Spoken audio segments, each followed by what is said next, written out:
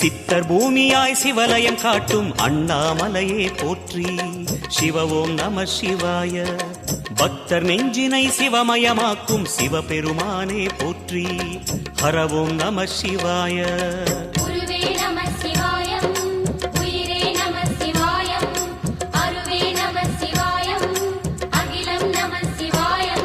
நம சிவாய நம சிவாய ஓம் நம சிவாய. நம சிவாய நம சிவாய ஓம் நம சிவாய.